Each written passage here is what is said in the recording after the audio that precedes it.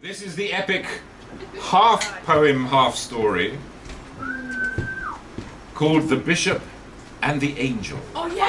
Oh, I love it! All right. Yes. I'm excited. Settle down. Prologue. The shout echoed aloud as the boy ran stark mad in fear, careening, barely able to hold his feet to the ground as behind him the heavy, dark shadow of a man hell-bent on exacting revenge on the lad gained ground. "You stole from me!" the shadow shouted into the dark streets, his voice returning in echoes like demons playfully copying the madness of the man. "You stole from me!" The boy, keeping close to the buildings to avoid the slick, shit-stained streets, glanced back, breath heavy, as the man, the shadow, seemingly as big as the cathedral that stood in the darkness behind him, gained slow ground. The cathedral. If he could reach the cathedral, it might offer him safety. He grabbed a demon-headed water trough outside the baker's and used it to swing himself around. The street was wide. He could double back, past the man, out of his reach. But he didn't see the thick wooden cudgel the man held close. A dull, nasty crack on the head brought the boy down in a graceless fall. The man was upon him, his weapon again brought hard down upon the boy's head. "You stole from me!" Again the demon's voices returned from dark corners. "You stole from me!" As the blood, barely visible against the dark cobblestones, splattered with each new blow. "You stole from me!" The demons, no longer content with their game of Chinese whispers, just giggled like children. And so it was on this hot, beastly night in the city of Lincoln, summer 1605. The Bishop and the Angel. The sound of wood against bone carried high in the air to the window of the bishop, who looked down, trying to stare through the darkness to catch a brief glimpse of the show that was unfolding on the dark streets below. The hardened crack became dull with each blow to the head, until the shadow man stopped, his anger shed, reaching down, taking back the bread from the pocket of the boy, now dead. The bishop laughed and muttered, "There, by the grace of God, go you." He closed the window on the stink of the street, and in a feeble attempt to keep out the heat, he pulled off his nightshirt and let it drop to the floor, and stood full naked, as then, at the door, was a gentle knock, and a sweet, nervous voice saying, "Your bread and your wine, sir. Should I leave it outside, sir?" "No," said the bishop, "bring it in here." And so she did. Oh, she did, with her eyes cast down in fear of this man. She made herself small, ugly, bland. "Will that be all?" the young maid said, placing down the tray of wine, pork, and bread. "Perhaps dessert," the bishop replied, with a wry little smile and a nod of his head. The girl, she well knew the bishop's intent, and so quickly backed off, turned, and then went to hide herself away, lest he follow her that day, as he does on occasion, on the worst nights of her life, the worst nights on her back in the kitchen, her hand inches from the knife that would give her sure freedom from this sad, pathetic life. But how could she kill a man of the cloth? Who would understand? Who would believe? No, "Suffer little children to come unto me." The bishop hauled his fat body onto the bed, drank wine, farted, and muttering said, "The sins of the flesh are a great delight, but gluttony is my sin tonight."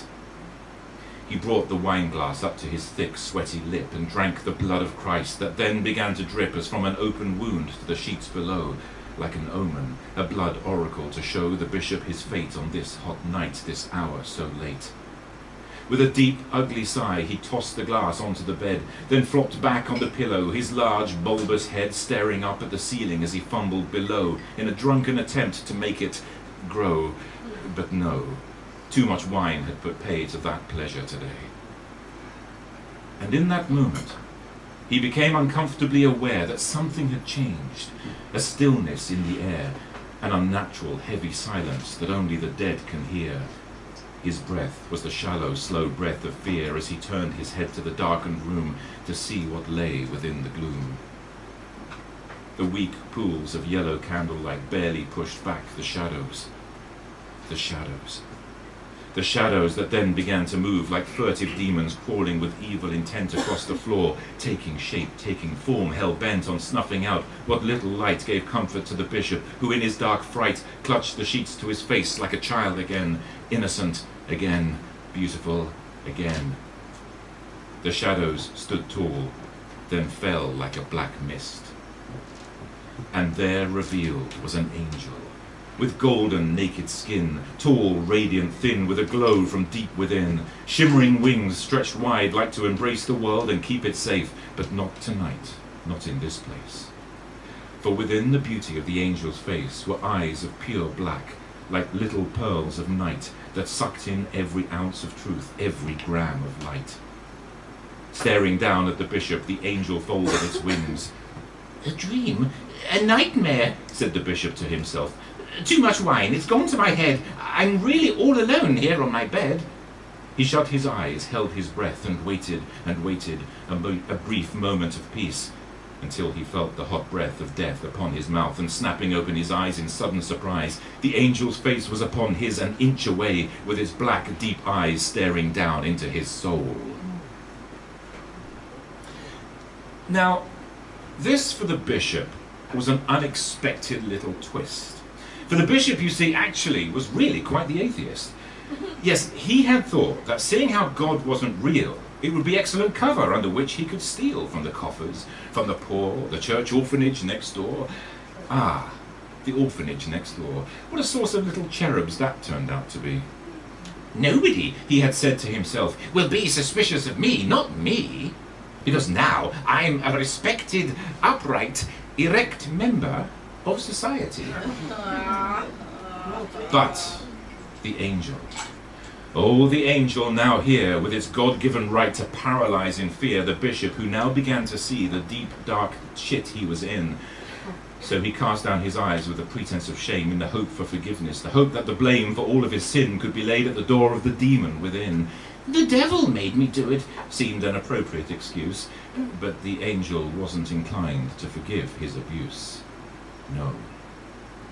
Looking much, much scarier than angels really should, it reached out its hand and silently stood with its finger outstretched, pointing down at the bishop, who instinctively retched as the cold, gold hand wrapped tight around his soul in a grip that sent iced dread deep through the whole of his fat and turgid being.